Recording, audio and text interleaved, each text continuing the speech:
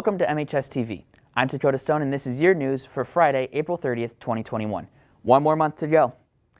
After a year in which there were multiple schedule changes, next school year will have yet another schedule change. For the high school, school will start at 8 a.m. each day. The school day will end at 3:10 every day except for Wednesdays. On Wednesday, school will let out at 2:35 for students as staff will go have meetings on those days. For more info, go to mishawakaschools.com. Tickets are currently on sale for the public and can be bought online at vancoevents.com. Ticket costs $7 for adults and $5 for students. Show nights are May 7th and 8th at 7 p.m. and May 9th at 2 p.m. Come out and support the theater. This year, the MHS Theater will be working on their production of the classic story, The Wizard of Oz.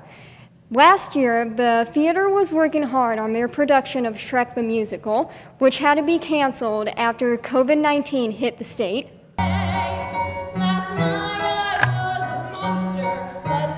When Shrek the Musical was canceled, I was pretty heartbroken about it. I think we all were.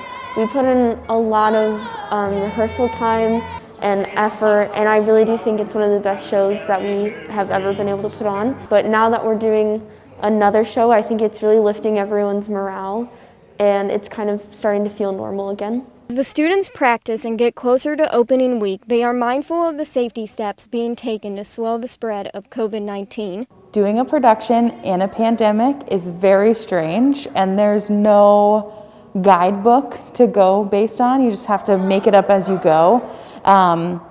It involves a lot of conversations with people in charge and students and what they're comfortable with. We make sure in the rehearsal process that everyone is wearing a mask, and we try to keep distanced as much as we can. As the senior class gets ready to graduate, they look to recruit more people to join the theater, while the directors wish the seniors well as they go on to work on their careers. Advice that I have for anyone thinking about joining theater is just do it. No matter what group you think you're part of, or if you're an athlete or if you're an artist, it's good for everyone. I hope that one thing the seniors take with them as they graduate is never stop trying. Our senior class is a very passionate group of people, and they have big goals and big dreams for themselves. And I hope that as they go beyond this building and experience life outside of Mishawaka, that they never stop dreaming and they don't give up on those goals and plans. Tickets have now gone on sale as the theater is able to open for a live audience and can be bought online at vancoevents.com. They cost $7 for adults and $5 for students.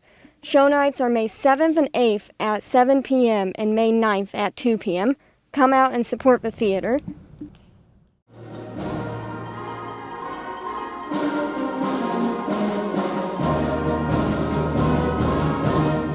The Mishawaka Band played a concert earlier this week on Tuesday. As this has been their first performance in over a year, the band has been eager to show off what they've been working on. The concert was a huge success and a great job to everyone involved. You can still see the upcoming orchestra concert on May 19th and the upcoming choir concert on May 21st. Hello, I'm Drew Mason with the MHS Student Council. We have started a new tradition here at Mishawaka similar to Notre Dame. Our first annual The Shirt is in the works. It will cost $10 and order forms will be sent to students very soon. Be on the lookout for those. Don't forget that prom is coming up. It'll take place on May 22nd starting at 8 p.m. If you're looking for a dress and can't seem to find one, we have a great opportunity for you. We are going to hold a sale at Emmons Elementary School next Wednesday, May 5th from 5:30 to 8:30, and they are available to any MHS student. We're selling them for $20. All you have to do is just come to the East Gym, make sure you have your school ID, and we're selling them for $20, cash only. Attention seniors, graduation is right around the corner, so take some time to prepare. Cap and gown pickup was last Friday. If you missed ordering, make sure you order quick and fast. Graduation will take place May 28th and the event will start at 6 p.m. The location will be in the East Gym, also known as the Cave. Seniors will be allowed to invite up to 4 people as they will be given the tickets. There will also be a live stream on the MHStv YouTube channel. Great job, seniors, and congratulations. The Mishawaka High School French Honor Society had its induction ceremony last week on April 22nd and 23rd. 17 students were honored with certificates and a candle lighting ceremony for new members. Congratulations to all the students who are a part of this prestigious group. Next year, the MHS teachers will be getting new Chromebook computers. This decision comes after much consideration about what will work best for teachers and students. With the completion of this purchase, teachers and students K-12 will be unified behind the Chrome operating system and Google Workspace for Education platform, allowing teachers to better guide their students in the use of technology through instruction. Additionally, Vivi, a device-agnostic casting solution, will allow for teachers to wirelessly display their students and their own Chromebook to a TV. Next Tuesday, May 4th, will be an e-learning day here at MHS. What does this mean? All students will be staying home on this day to complete their work independently. You will need to log into Canvas and complete any and all work assigned by your teachers for that day. Now, to your local sports update.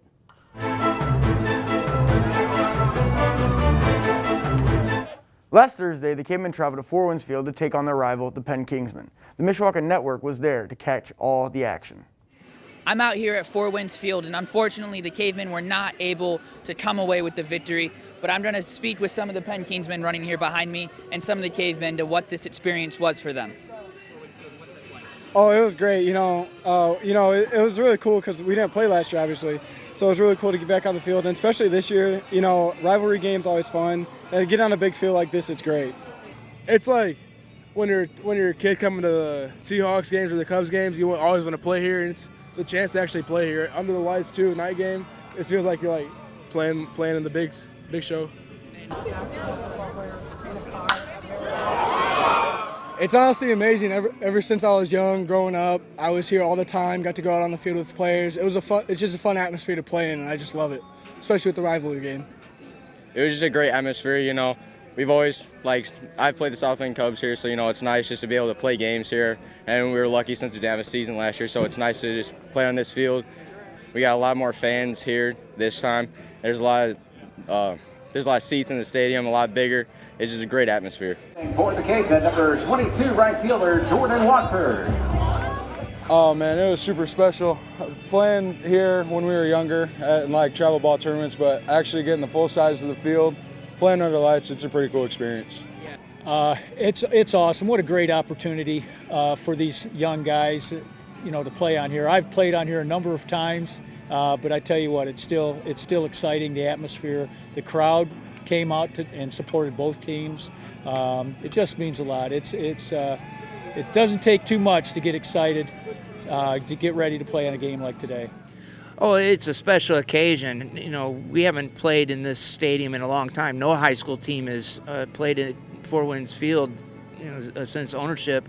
The new ownership took over, so they didn't allow any high school teams to be here. I think it's because they had the turf field, but now they have a regular field now they opened it up and gave us the opportunity to give a trial run before the Cubs got to play this year. I'd love to play here every day if we could. A great facility and great atmosphere that the Cubs have. It's just a privilege to be able to play here if we get the opportunity again. This past Saturday, the boys baseball team played Riley. Down late in the game, the Cavemen tied things up and were headed to extra innings. Sophomore Maddox Joey broke the tie in the 8th inning with a single into right, and the Cavemen didn't stop scoring.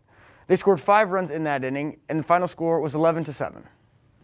The softball team took on Plymouth last week. They jumped out to a big lead and never looked back. They ended up winning the game by a final score of 21-1.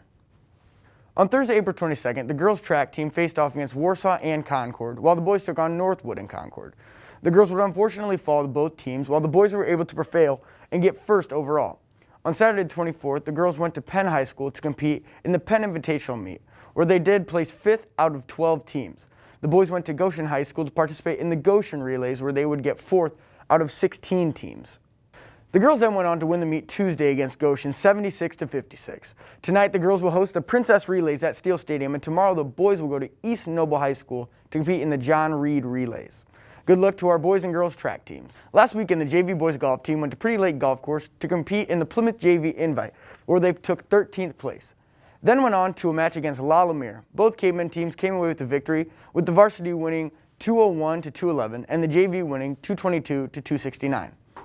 The Mishawaka football team is in the off season, but that hasn't stopped them from preparing for next season.